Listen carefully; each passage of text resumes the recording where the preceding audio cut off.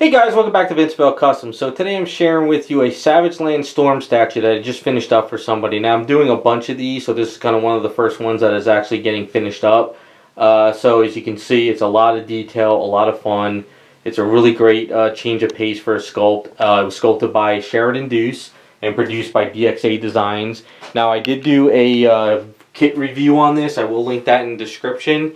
And also I did a work in progress video on painting up the skin tone of a little bit of a darker shade with also a lighter shade. So if you're interested, you can check out those videos. But really great statue. I did talk to the producer, and what they wanted to do is go more of an athletic build, something a little bit more of like athletes that's got a little bit more muscle and stuff. So that's kind of like the whole build and the process on this one. He also wanted more of like the wet hair look that's kind of like slicked back like in Savage Land, like either it's raining or she's just coming out of the water or something. But a really good statue, nice change of pace. Have a lot of fun painting up Storm. So you can see with the base too, a lot of detail on the base. Took a long time. Basically, you have to pretty much start like painting in all the little areas first, and then you got to do washes and building it up, and then just keep blending and building, until I got it to this point. And then at the end I glossed it up because, you know, the client wanted to have a little bit more, you know, like Savage Land's got some moisture and stuff like that. Now it is a little bit tricky statue. We'll kind of get a little bit closer as to why.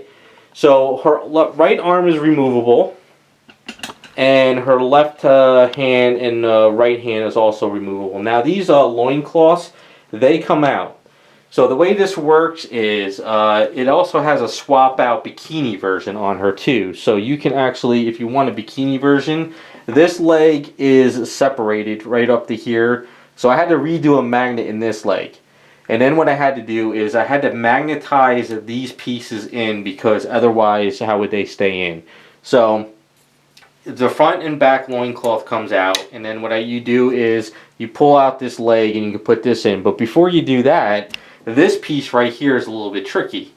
See, what happens is this kind of locks into place. So if I was to break this piece off and glue it up here, when you pull out this leg, you might snap this piece, or if you leave this in and you put in the leg, it might break off. So what I had to do is I had to put a little metal rod in here, and then I put another magnet over here, so this way this piece just kind of pops in like that. This is going to get glued in, but I'm not going to do that yet. I'm just going to leave it separated for now. I didn't magnetize that piece because it would have just been useless. It's just, you know, she's all one solid piece going over here.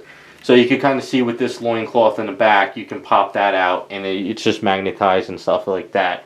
So it's kind of a cool option. You know, depending on the ones you do, you can change it over time, or you could just leave it the way you like it. So that's kind of like a really cool option, but it was tricky, so it's a lot of extra work. And the factory's magnets were not strong at all for the leg. Otherwise, if I didn't put a really good strong magnet in there, what would happen is her leg would be kind of like popping out all the time, and she would be kind of popping that way. So I had to really do a strong magnet. But other than that, you know, the bracelets and arm guard, it's just like a nice pale gold. I did some washes on it to kind of like make it a little bit older. The gems are basically like there's this kind of like chromish paint that I have that I kind of mix up with a blue tint, so I did those gems with like a nice mirror like blue gems, not too overboard. The sash around her waist and stuff, just a lot of little different like rocks, gems, stuff like that. Paint up the feather.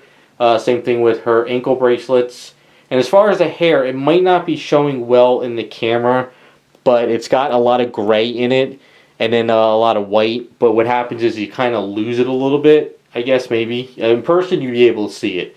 So also, Storm has white eyes in almost every picture. I mean, she's never really common to have pupils in her eyes.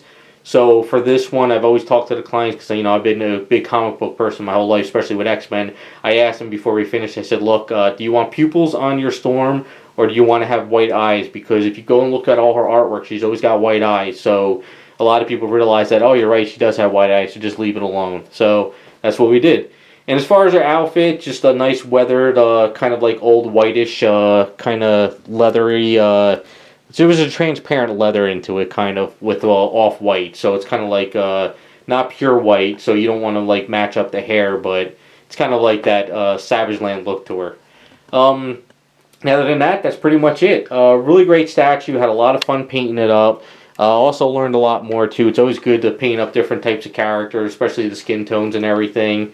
And just ran with it. So let me know what you guys think. Like I said, I had a lot of fun. I got a couple more that are coming out with different colors.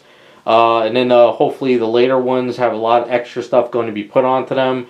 But that's going to take a lot of products, chemicals, and time to get those done. But we'll get them up pretty soon, and you'll pretty much see the whole surplus down the line. So thanks for watching, and we'll be back with some more videos.